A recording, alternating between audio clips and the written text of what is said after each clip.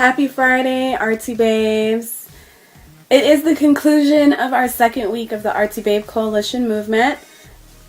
Eve here, your Friday post, and I'm ready to go.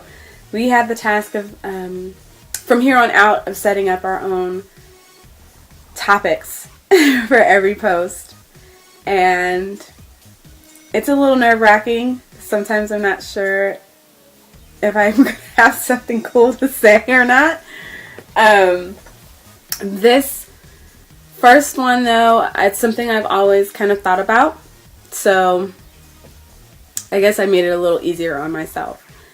My topic for this week is just the use of concepts as a tool for models to help them get the best shoot possible. I have been modeling for a while now, off and on, and I have pretty much done a lot of different types of modeling. At this point in time, I'm really just interested in a certain type of modeling, which is more of the fashion end. But what I have realized that as far as what helps some models' images stand out more than others is just that you can tell the difference between the girl that just wants to be sexy and is with a photographer that's just supposed to make her look sexy, and the girl that had a concept in mind and something that she wanted to achieve as beyond being sexy. It's a whole look, a whole view of something, and everything else that she wanted to achieve beyond just being sexy. And I think that that's something everybody should put to use. It's a really great tool as far as helping your images stand out. For me, it's a really great tool just to help me artistically, get whatever I have in my brain out and release that artistic energy. But also it helps the model. And the reason why it helps the model is because it gives you a vision. It gives you something to look for, something to emulate, and then it also gives you something to study. Because if you have a concept, say if you're redoing a Catwoman type shoot, you can watch all the different women, all the different cat women, and learn the movements. So when it comes time to shoot, you already have the movement down, you have the attitude down, you have the facial expressions down, and you just go for it. And that's fun. That is what makes the shoot fun. When there's less direction, you don't feel like you're not hitting your mark the way you're supposed to, and the photographer gets to do his job, which is shoot you and not direct you.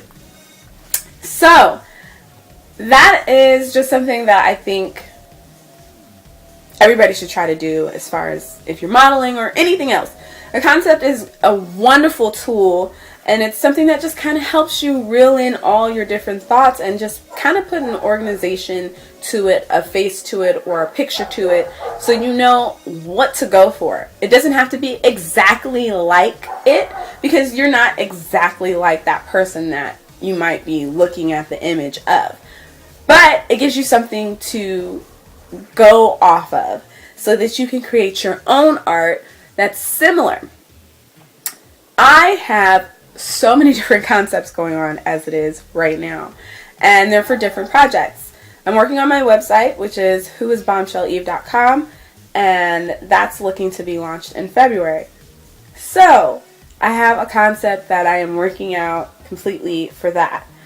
I also had a shoot this past Sunday with 510 Media, and I had a concept for that, which was 50s glamour, boudoir style, kind of Rat Pack-ish, definitely some Marilyn Monroe inspired poses. The pose, the femininity, the way your hands were, the jewelry, my hair was big, the makeup, thigh-high stockings, all that. And I will have a sample of one of the images for you in the middle of this video, at the end. I'll do something. I'll figure it out.